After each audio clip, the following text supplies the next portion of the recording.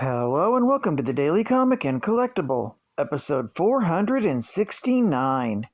Now today, the collectible of the day is the Square Enix, Play Arts Kai, DC Universe, Man of Steel, Superman action figure. From the 2013 film Man of Steel comes Square Enix's latest line of Play Arts Kai action figures. Superman, the Man of Steel himself, is the most recognized and revered character of all time in the pantheon of superheroes. Standing against him is General Zod, a former Kryptonian soldier who burns for revenge on the House of El.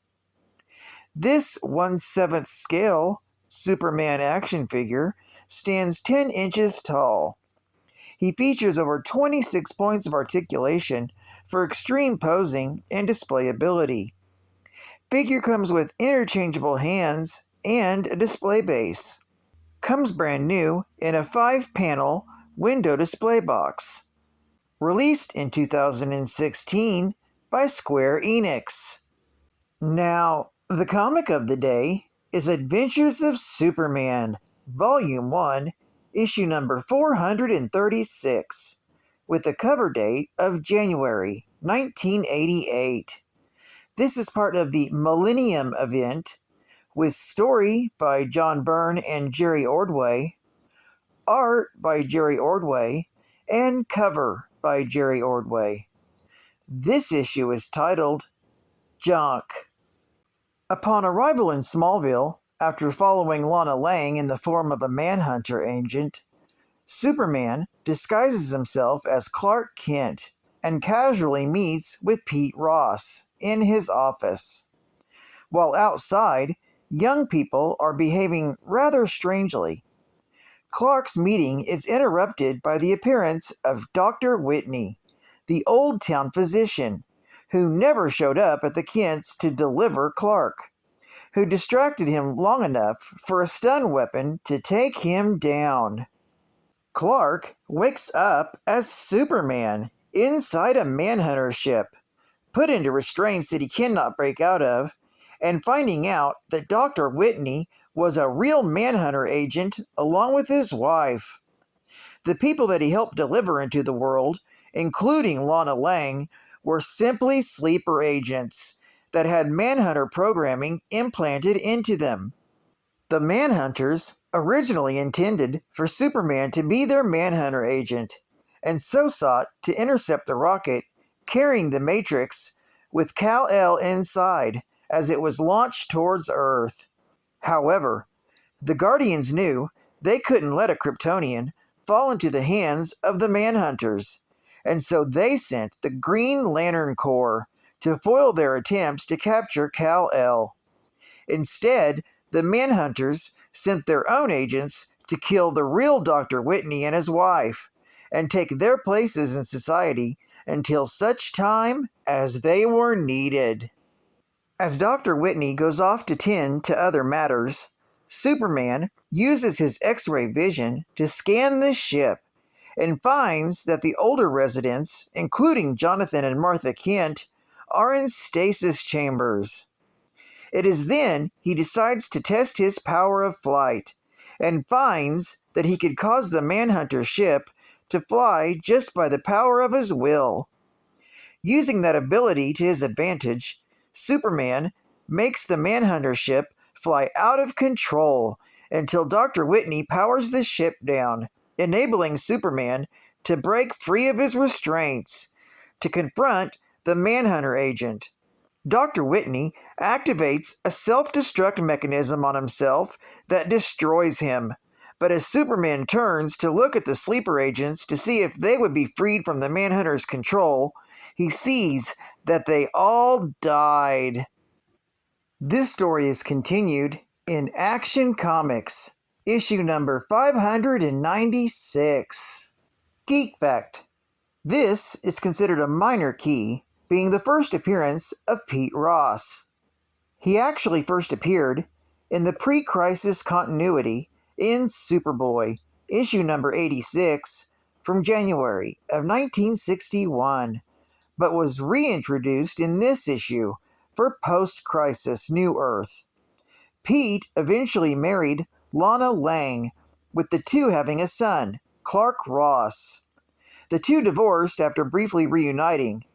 Pete became Vice President of the United States under Lex Luthor and briefly served as president following Luthor's impeachment, but quickly resigned. Pete Ross was also a childhood friend of Superman in Smallville. Bonus Geek Fact: the Manhunters are evil androids that battle the Green Lantern Corps. They were created by the Guardians of the Universe as an intergalactic police force, but their program was corrupted and they massacred an entire sector, Sector 666. Their mantra is "No man escapes the Manhunters," and they reside on the planet Biot. They also inspired a Manhunter cult on Earth during this storyline, the Millennium Event. The Manhunters' first appearance was in Justice League of America, issue number 140, from March of 1977. State-of-the-art gaming. Tato brings out the hero in you. Now you can bring home your favorite Smash arcade hits for play on the Nintendo Entertainment System and bring out excitement, action, and all the adventure you dare. We've got the thrills, the chills, and the challenge you and your friends won't want to miss. First up is elevator action. You are Agent 17, a spy infiltrating a 30-story building filled with elevators and enemy agents who emerge from closed doors. The goal is to collect secret documents from specially marked rooms. Then you must escape the building without getting shot. Next up is The Legend of Cage, a side-scrolling hack-and-slash game. In this game, you are the Ninja Cage, your objective being to get through 5 stages in order to save the Princess Kirihime. These stages are littered with enemies. However, Cage has various skills and weapons on his hands in order to get through them all. Then you gotta play Arkanoid. It's a 1986 block breaker arcade game. You control a paddle-like craft known as a boss. You're tasked with clearing a formation of colorful blocks by deflecting a ball towards it without letting the ball leave the bottom edge of the playfield. Some blocks contain power-ups that have various effects, such as increasing the length of your boss, creating several additional balls, or equipping the boss with cannons. Other blocks may be indestructible or require multiple hits to break. So don't forget to have fun in this game by bouncing your balls on your boss. And last, but certainly not least, is Renegade. Originally released in Japan under the title Hot-Blooded Tough Guy Kunio. It's a beat-em-up video game released in 1986. In the original Japanese version, the game revolves around a high school delinquent named Kunio, who must stand up against a series of rival gangs, frequently targeting his classmate, Hiroshi. In the Western version, Renegade, the player controls a street brawler who must face 4 different gangs in order to rescue his girlfriend, being held captive by a mob boss. So bring out the hero in you in elevator action by stealing the top secrets, The Legend of Cage by saving the princess, in Renegade by beating up the gangs, and Arkanoid by playing with your balls. And final geek fact. Millennium was a weekly crossover event published in 1987.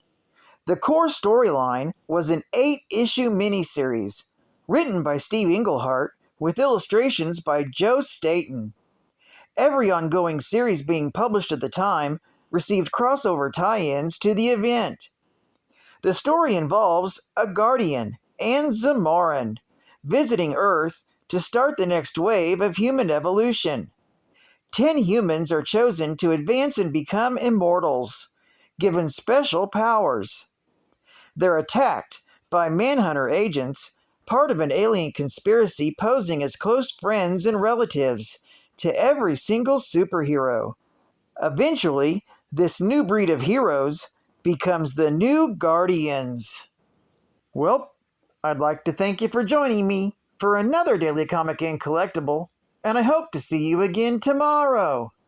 This is Cat Fan Comics Man, and I'll catch you on the flip. Over and out.